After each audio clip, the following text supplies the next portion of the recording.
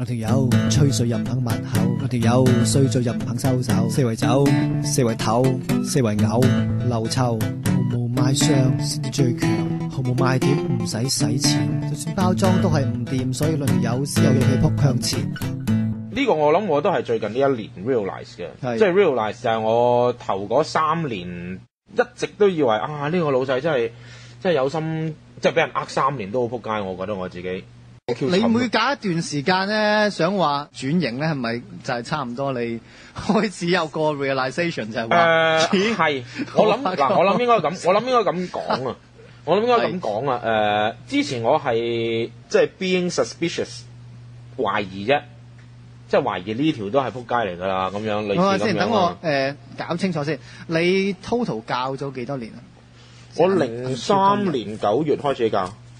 OK， 03年，即係你喺06年左右開始 realize 到係啦，所以我就由06年大概06年開始，我就成日即係耐不耐就話，唔得，我要轉工啊，好慘啊，點樣點樣點樣啊，即係喺度同你嗰個即係自己懶係即係懶係清高嘅一個懶係清高嘅教育學者咁啦。冇加個懶字咁，你真係有黑嘅 OK。我而家係我覺得我係有㗎，但係我發覺如果有嘅話，我喺呢個 private 嘅 sector 裏邊係唔可以做到 education， 因為呢個 private education sector 咧係全部都係冚家產嚟㗎。喂，係啊，其實我諗過有一樣嘢咧，就係如果你讀多個 master 嘅話，有冇機會？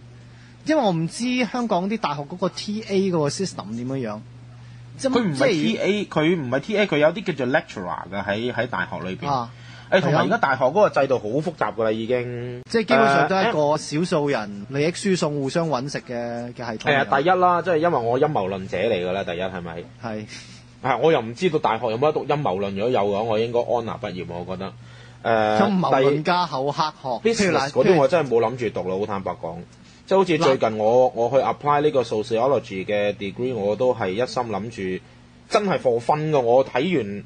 即係我自己而家再攞翻嗰篇咁樣嘅叫做 statement of purpose 我嚟睇，我話哇，即係寫到咁樣都收呢條撲街，咁肯定係呃錢㗎呢個 program。唔係先，佢收咗你啊？佢未收，佢都未。OK， 未知係嘛？未，因為我老細仲 hold 住咗我。係喎，你嗰張方，你唔係嗰次話已經係諗住退而求其次揾你個同事幫你寫篇。我已經揾咗個同事寫，個同事同我寫咗啦。咁但係老細就星期5就又同我講話，哎呀，真係唔好意思啊，爭你啲咩嘢啊？我都知你差呢啲嘢啦，我話咩咁啦，星期1俾你啦咁樣。咁我而家等埋星期1，如果我有佢份嘢，我就 send 佢份；如果冇，我就 send 我同事嗰份，係咯。surprise 喎！你講老細？我其實冇諗過佢會 eventually 真係記得同埋寫嘅喎。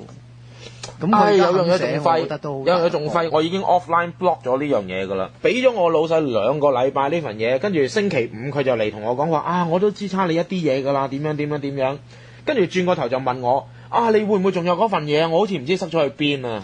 幾 PK 幾 PK 你話？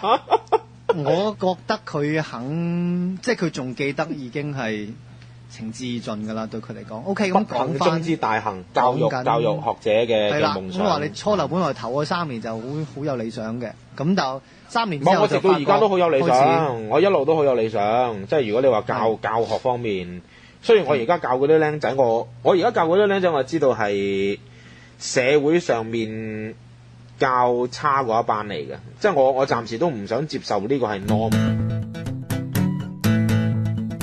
即係我頭先一路聽你講嗰番説話咧，我就喺度諗，我啲僆仔僆妹唔會咁噶，因為點解咧？因為佢哋啲態度唔得啊！佢哋唔係識唔晒 ABC 嘅問題啊，識唔識得晒 ABC 佢其實肯學都 OK， 但係佢連肯學嗰個咁嘅態度都冇嚇，咁所以我就即係諗住呢班友如果真係咁樣讀完出嚟都係死路一條嚟嘅。不過即係講翻頭先個問題就係話。我唔相信我而家教緊嗰一啲嘅僆仔僆妹嗰種嘅水平係而家嗰個嘅 norm 嚟嘅，即係我暫時拒絕相信應該咁講。但如果我相信我絕望咗㗎啦已經，因為如果我相信而家我每日見到嗰幾廿個嘅僆仔僆妹係平均香港水平啦，咁香港就玩完㗎啦其實。即係發到盡咗都係咁嘅咋。喂大佬你諗下啦，嗱我而家啲僆仔僆妹20歲大概。我當佢30歲就會30歲至35歲做到最最風光嘅時刻，你諗下15年後佢哋都係咁撲街嘅啫喎，咁香港咪撲街咯？你明唔明？你明唔明嗰個情況啊？你講開咧，你03年咁教而家都有6年啦。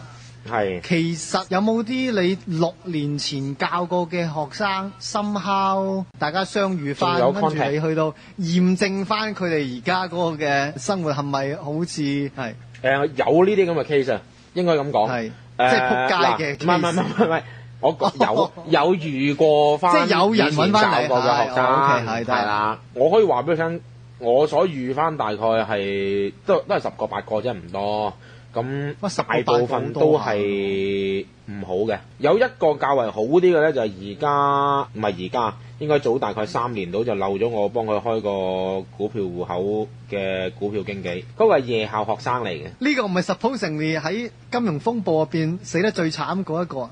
佢未死喎，佢 OK 嘅喎，即係點講咧？佢係一個好年長嘅學生啊，即係佢大過我，佢夜校嘅，即係佢呢個就識咗好多年嘅。咁但係日校嗰啲我撞翻咧，就係大部分都好唔得。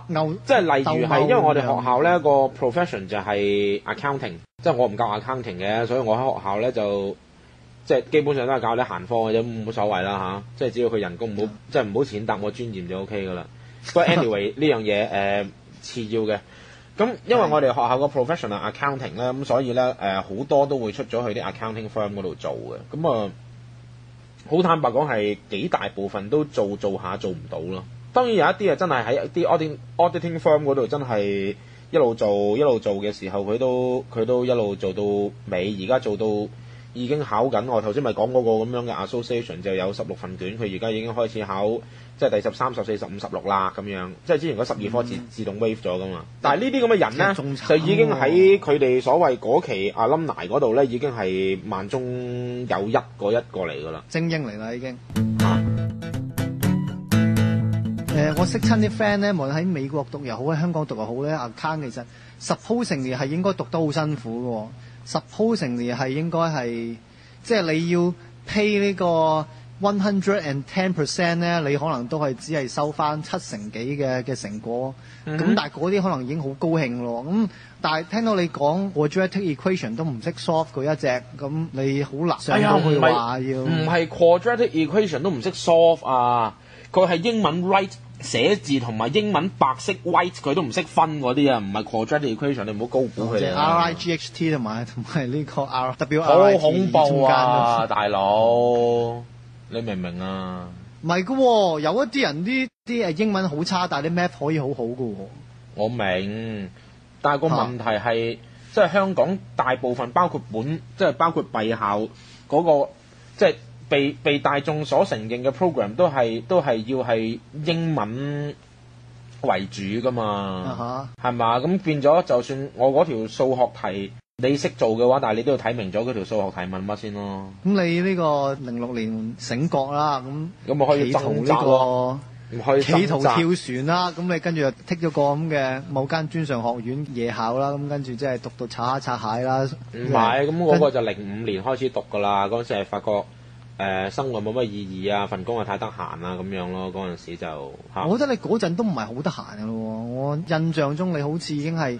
05年 OK 嘅，05年 OK 嘅，但係好似都已經係開即係走幾間鋪啊！你跟住仲走幾間咁，但係走幾間，但係嗰陣時我就未，因為點講咧？當年咧閉校就未開全日課程嘅，嗰陣時就淨係得夜校課程。咁我05年依然喺另一間嘅學校教緊日校嘅。